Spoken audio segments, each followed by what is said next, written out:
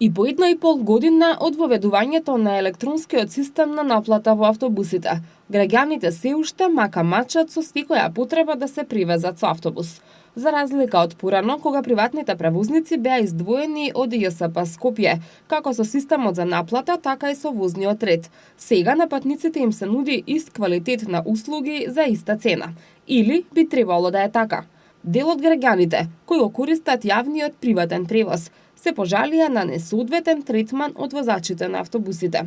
Драган од скопската населба Даме Груев во општина Ѓорче Петров веќе подолг период редовно доцни на работното место, но не затоа што е неодговорен, туку според неговиот исказ, затоа што на автобуската станица пред мостот во правец кон Ѓорче приватните автобуси многу често не застануваат за да земат патници. Револтираниот скопјанец, јавувајќи се во информативната редакција на Прва Скопска, побара помош при решавањето на оваа ситуација. Го прашавме и зошто според него се појавил овој проблем. Неговиот одговор беше следниот. Откако на возачите на приватните автобуси не им се наплатува по превезен патник, туку по изминат километар. Нив повеќе не им е важно колку луѓе влегле во автобусот. Иако порано застануваа и на необележани места, сега не сакаат да застанат ниту на автобуска постојка, вели Драган.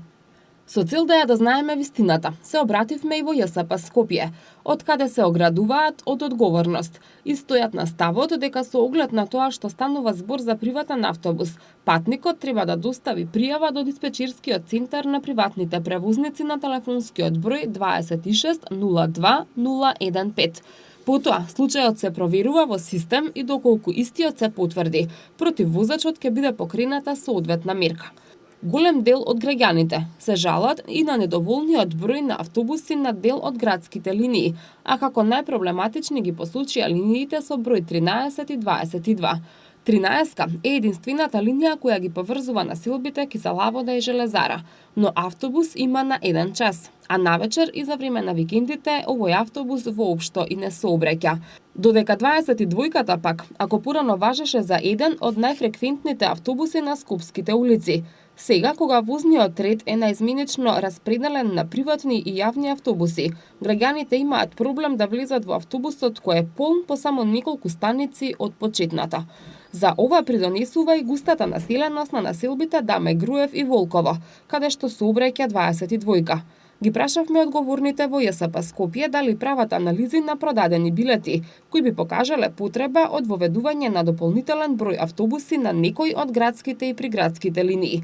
Оттаму велат дека анализи се вршат и токму врз нивна основа се одговара на барањата за, например, промена на возниот ред, воведување дополнителен број автобуси на конкретна линија и слично.